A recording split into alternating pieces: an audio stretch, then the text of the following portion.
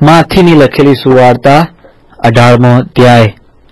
માથીની લખેલી સુવાર્તા એનો 18મો અધ્યાય. તે જ વખતે શિષ્યોએ ઈસુની પાસે આવીને કહ્યું કે આકાશના રાજ્યમાં સૌથી મોટું કોણ છે? ત્યારે તેણે એક બાળકને પાસે બોલાવીને તેને તેઓની વચ્ચે ઊભું રાખીને કહ્યું કે હું તમને ખચિત કહું છું કે જો તમે નહીં ફરો ને બાળકોના જેવા નહીં થાઓ તો આકાશના રાજ્યમાં તમે નહીં જ પહેશો. માટે જે કોઈ પોતાને આ બાળકના જેવું દીન કરશે તે જ આકાશના રાજ્યમાં સૌથી મોટું છે. વળી જે કોઈ મારે નામે એવા એક બાળકનો અંગીકાર કરે છે તે મારો પણ અંગીકાર કરે છે. પણ આ નાનાઓ જેઓ મારા પર વિશ્વાસ કરે છે તેઓમાંના એકને જે કોઈ ઠોકર ખવડાવશે તે કરતાં તેની કોટે ઘંટીનું પળ બંધાય ને તે સમુદ્રના ઊંડાણમાં ડૂબાડાય એ તેને માટે સારું છે. ઠોકરોને લીધે જગતને અફસોસ છે.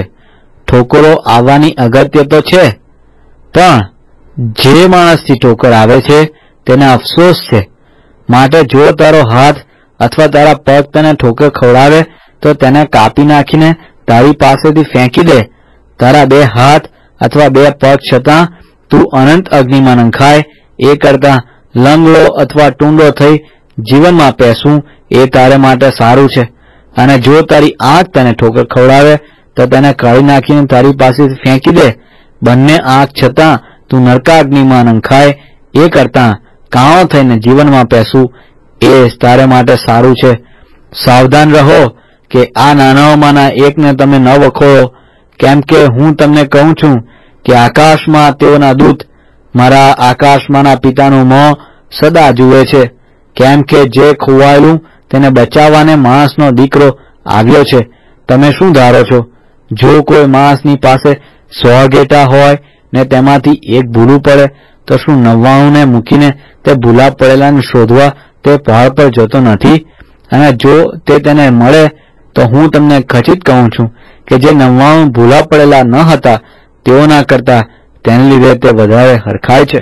એમ આ નાનાઓમાંથી એકનો નાશ થાય એવી તમારા આકાશમાંના પિતાની ઈચ્છા નથી. વળી જો તારો ભાઈ તારી વિરુદ્ધ અપરાધ કરે તો જા ને તેને એકાંતે લઈ જઈને તેનો દોષ તેને કહે. જો તે તારું સાંભળે તો તે તારા ભાઈને મેળવી લીધો છે. પણ જો તે ન સાંભળે તો બીજા 1-2 જણને તારી સાથે લે, એ માટે કે હરેક વાત 2 અથવા 3 શાહીદીના મોંથી સાબિત થાય. અને જો તે તેઓનું ન માને તો મંડળીને કહે, ને જો મંડળીનું પણ તે ન માને તો તેને વિદેશી તે દાણીના જેવો ગણ. હું તમને ખચિત કહું છું કે જે કંઈ તમે પૃથ્વી પર બાંધશો તે આકાશમાં બંધાશે, અને જે કંઈ તમે પૃથ્વી પર છોડશો તે આકાશમાં છોડાશે. વળી હું તમને કહું છું કે જો પૃથ્વી પર તમારામાંના 2 કંઈ પણ વાત સંબંધી એક ચિત્તના થઈને માંગશે તો મારા આકાશમાંના પિતાથી તેઓને સારું તે કરાશે. કેમ કે જ્યાં 2 અથવા 3 મારે નામે એકઠા થયેલા હોય ત્યાં તેઓની વચમાં હું છું. ત્યાર પછી પિત્તરે તેની પાસે આવીને કહ્યું કે ઓ પ્રભુ, મારો ભાઈ મારી વિરુદ્ધ કેટલી વાર અપરાધ કરે ને હું તેને માફ કરું? શું 7 વાર સુધી? ઈસુએ તેને કહ્યું કે 7 વાર સુધીનું હું તમને નથી કહેતો, પણ 70 ગણી 7 વાર સુધી. એ માટે આકાશના રાજ્યને એક રાજાની ઉપમા અપાય છે કે જેણે પોતાના ચાકરોની પાસે હિસાબ લેવા માંગ્યો. અને તે હિસાબ લેવા લાગ્યો ત્યારે તેઓએ 10,000 તાલંતના એક દેવાદારને તેની પાસે આણ્યો. પણ વાડી આપવાનું તેની પાસે કંઈ નહીં હોવાથી તેના શેઠે તેને તથા તેની સ્ત્રીને તથા તેના છોકરાને તથા તેની પાસે જે કંઈ હતું તે સગળું વેચીને દેવું વાળવાની આજ્ઞા કરી. એ માટે તે ચાકરે તેને પગે પડીને વિનંતી કરી કે સાહેબ, ધીરજ રાખ ને હું તારું બધું વાળી આપીશ. ત્યારે તે ચાકરના શેઠને દયા આવ્યાથી તેણે તેને છોડી દીધો ને દેવું તેને માફ કર્યું. પણ તે જ ચાકરે બહાર જઈને પોતાના સાથી ચાકરોમાંના એકને જોયો કે જે તેના 100 દિનારનો દેવાદાર હતો, અને તેણે તેનો ટોટો પકડીને કહ્યું કે તારું દેવું વાળ. ત્યારે તેના સાથી ચાકરે તેને પગે લાગીને તેને વિનંતી કરી કે ધીરજ રાખ ને હું તારું વાળી આપીશ. અને તેણે તેનું માન્યું નહીં, પણ જેને દેવું વાળે ત્યાં સુધી તેણે તેને કેદખાનામાં નાખ્યો.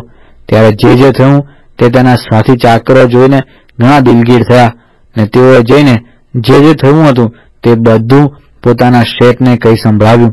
ત્યારે તેના શેઠે તેને બોલાવીને કહ્યું કે અરે દુષ્ટ ચાકર, તે મને વિનંતી કરી માટે મેં તને તે બધું લેણું માફ કર્યું. મેં તારા પર જેવી દયા કરી તેવી દયા શું તને પણ તારા સાથી ચાકર પર કરવી ઘટારત ન હતી? અને તેના શેઠે ગુસ્સે થઈને તેનું બધું દેવું વાળે ત્યાં સુધી તેને પીડા આપનારોને સોંપ્યો. એ પ્રમાણે જો તમે પોતપોતાના ભાઈઓના અપરાધ તમારા અંતઃકરણથી માફ નહીં કરો તો મારા આકાશમાંનો પિતા પણ તમને એમ જ કરશે.